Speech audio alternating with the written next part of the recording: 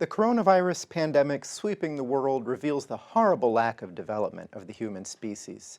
In less developed countries, the ability to ensure the supply of health care or even clean water, sanitation, and nutritious food is limited. And public health measures taken to halt the spread of the coronavirus are taking an enormous economic toll in those nations.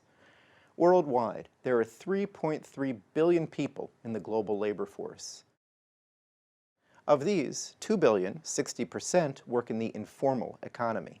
No contract, no pension, no retirement fund, no employer-provided health benefits or safety net. 90% of the informal labor force exists in the developing world.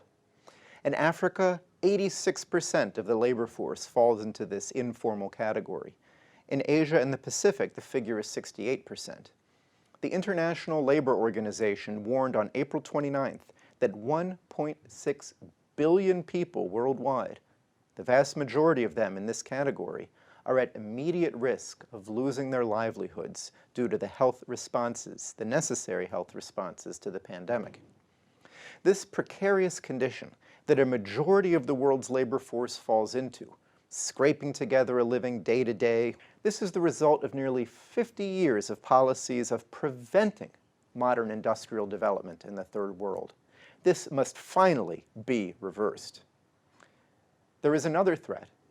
Even the current health challenge isn't stopping the British Empire from doing everything in its power to prevent the United States from collaborating with Russia and China.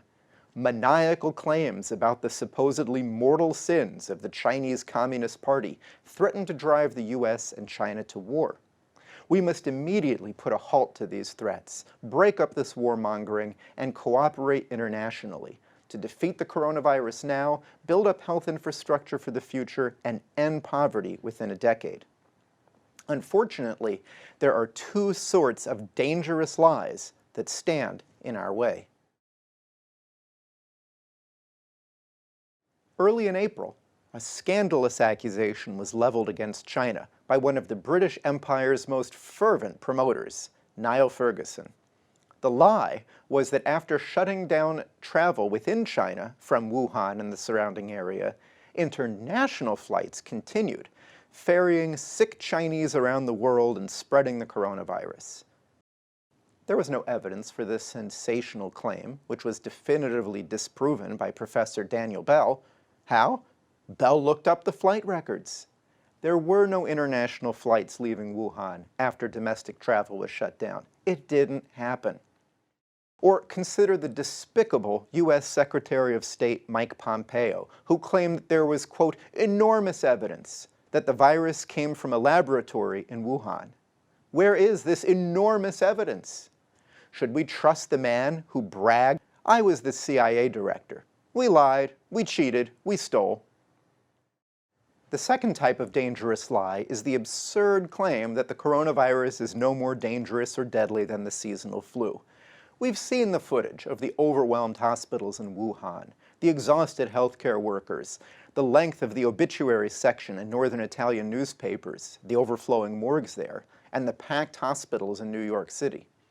The coronavirus can cause pneumonia, other severe lung problems, blood clots, heart damage, and other afflictions, and it kills. Most people who catch it are contagious for days before their symptoms begin to show, if they do at all.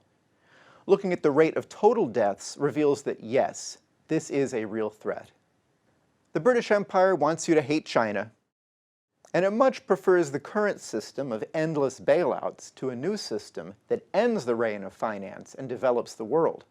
The coronavirus can be the wake-up call to finally make this change. But of course, they would prefer that you tell yourself it's just the flu. Don't be a tool of those holding the world back. We do know how to defeat this virus and to increase our strength in ways that will prevent such pandemics in the future. Through the effective use of public health measures, a growing number of places around the world have brought their coronavirus cases under control. Actions taken by China, South Korea, New Zealand, Australia, Thailand, Iceland, and Taiwan, to name some examples, have brought the daily cases below 10% of their peaks. Some of these countries restricted domestic travel. Nearly all of them mandated masks, and some even supplied them. Many provided isolation facilities outside the home or strictly enforced self-quarantine, and contact tracing via cell phones was used. Such countries can safely begin to relax some restrictions with high levels of testing and with contact tracing. Or take the case of the United States, which is definitely not among this group. At present, roughly 250,000 SARS-CoV-2 tests are performed every day in the United States. But to ensure adequate testing to identify cases of COVID-19 among people with symptoms and their contacts, as well as general population testing to learn more about the overall prevalence of the virus, we should be testing at a level of at least 1 million per day, if not 5 million, in the United States. Estimates for the number of people to perform contact tracing, which is calling confirmed cases, asking about their travel and interactions with other people, contacting those people and arranging for their access to testing, getting back in touch with them in a week to see how they're feeling, all of this. The estimates are that we need on the order of 100,000 people, which means hiring over 1,000% more than currently serve this role.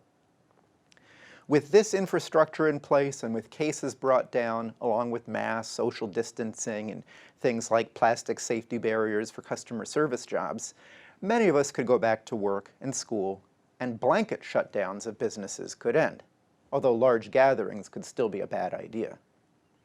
While the initial advantage the United States had by slowing the importation of cases early in the outbreak was lost by the failure to follow through with testing, tracing, and isolation, it is not too late to bring the situation under control, to crush the curve, to return to work, and enjoy seeing our friends again. By contrast, in the nations of Africa, many of which have begun detecting confirmed COVID-19 cases only relatively recently, the number of cases rose by 42% and deaths by 24% over the last week.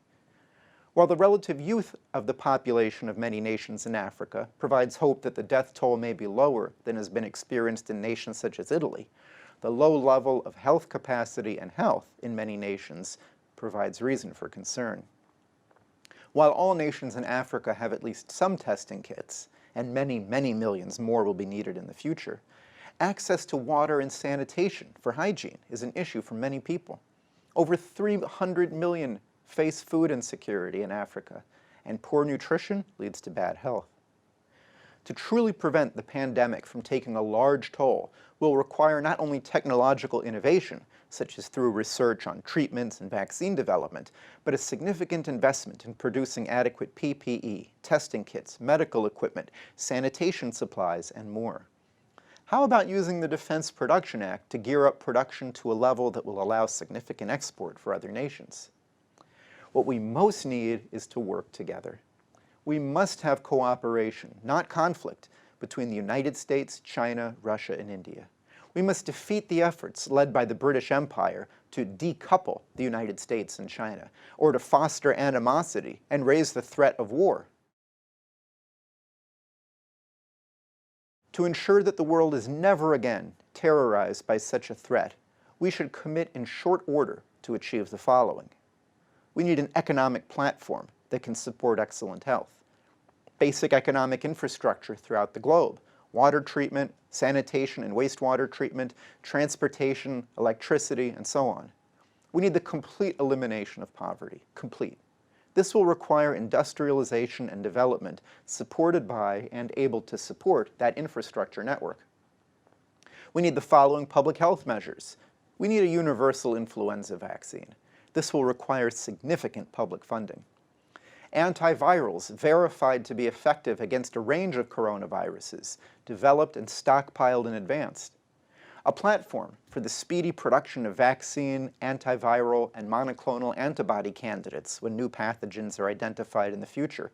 An order of magnitude leap in the production of PCR testing equipment. To make all of this possible requires a new Bretton Woods, new international agreements on economic development in the model of Franklin Roosevelt's anti-colonial outlook at the end of World War II, as advanced by the studies and proposals of Lyndon LaRouche. We will overcome the coronavirus, and we will ensure that this never happens again. And we must work to protect ourselves against other threats in the future, such as the fact that one day a dangerously large asteroid will almost certainly strike the Earth. Have we developed space defenses? Do we have nuclear fusion-powered rockets? So ask yourself, are we developing that amazing new world we'd like to see in 50 years? Or are we seeking out escapist entertainment?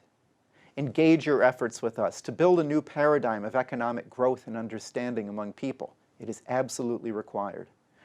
Please sign the Schiller Institute's petition, like this video, subscribe, and leave your feedback and thoughts in the comments below.